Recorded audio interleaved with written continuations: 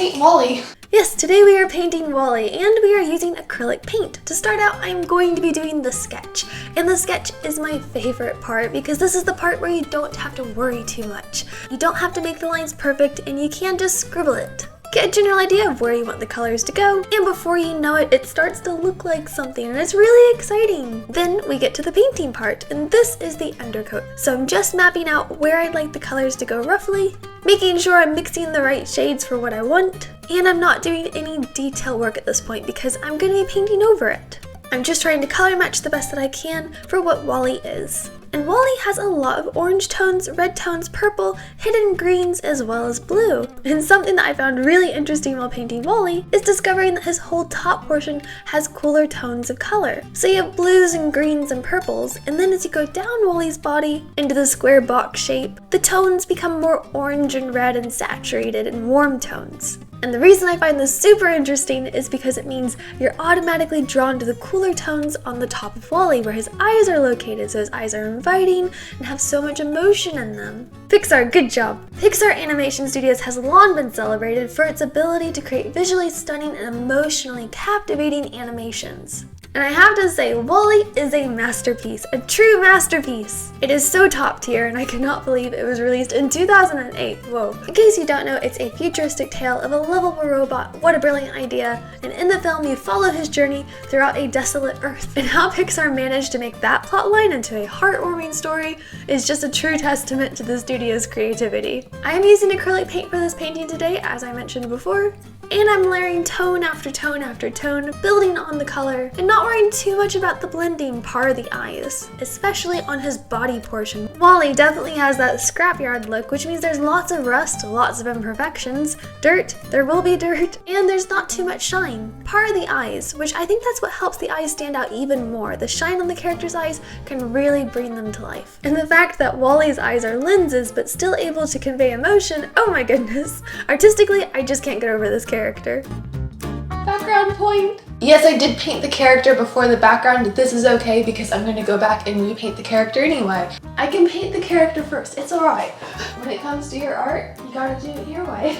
Oh, I'm so happy with it so far. I'm so happy. For the background, to keep it simple, I am doing a very pale blue sky. And sometimes doing a pale blue is actually hard. Visually, the paint doesn't look blue enough, but with acrylic paint, you really have to pick the lightest shade of blue because when it dries, it will dry darker, and blue dries so much darker. Therefore, when I'm doing a pale blue, I always make sure to put in just that tiny dab into the white paint. And even if I think it looks too light, I put it on the canvas anyway, test it out, and more often than not, that very light shade of blue is exactly what I wanted.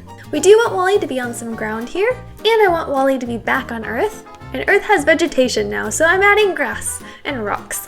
And then a city landscape in the background. Since it's in the background, we're going to make sure it's fading into the distance. And I want to add a little bit of a yellow glow to the sky, mainly to pull in some of those warmer tones from Wally. Again, his lower half does have a lot of warmer saturation to it, and so the tones will complement each other here. And we are finally getting to the point where I can do that second coat, and then the top coat where I can put in the detail. Now I can actually put in the blades of grass, or the little leaves and stuff. I can paint around Wally, clean up any details, repaint the skyline, make sure it has the right tones, lighten up areas that I need to, add the clouds, add the shadows, again cleaning up more lines, and I'm just going back and forth adding little details where I can.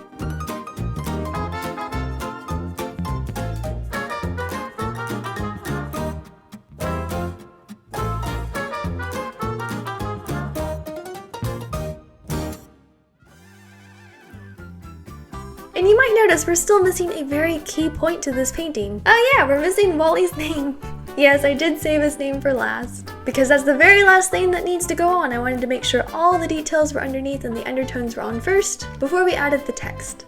Excuse my obsession while I just do a few more blades of grass and a few more shines. Then I am painting the edges of my canvas to make it feel complete. This way I don't need a frame. Frames cost lots of money. Lastly, I'm adding some final cloud details, as well as some streaks of light as a little bit of Jamie Joe. I tend to like to add little whimsical elements to the painting, even if it's just a streak or something.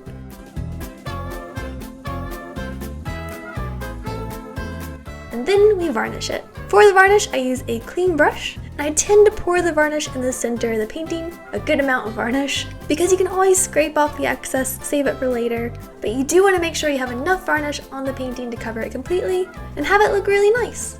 More often than not, I end up adding more varnish anyway.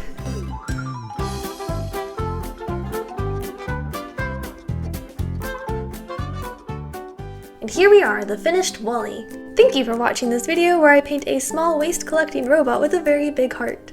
Paying attention to his details, expressive binocular eyes, rusted metal exterior, durableness, relatableness, and lovableness.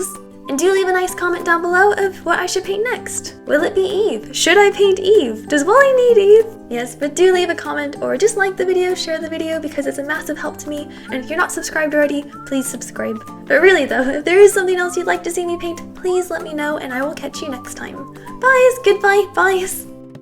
By the way, I am starting a weekly live stream where I'm going to take a closer look at the art project of that week. This week it'll be Wally. I'll be answering all of your questions as well as doing some live drawings of things that you guys suggest. So do tune in, it'll be fun.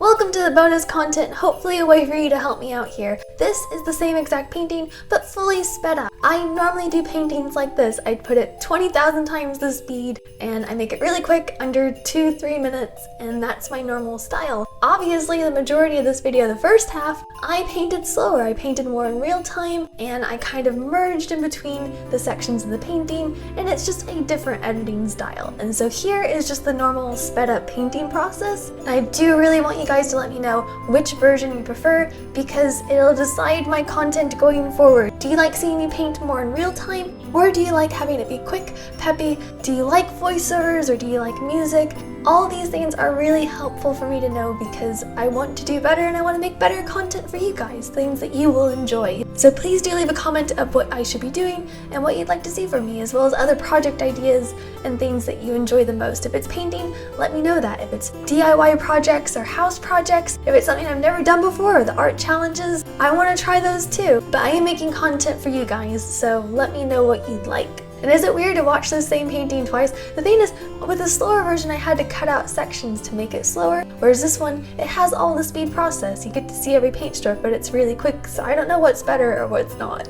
Bear in mind, I am watching this video again and again and again as I edit it, so sometimes I speed it up more and more just because of that. If that makes sense, I watched it, I'm like, oh, I can go quicker. Yes, but let me know, and I will see you next time. Bye, goodbye, bye again.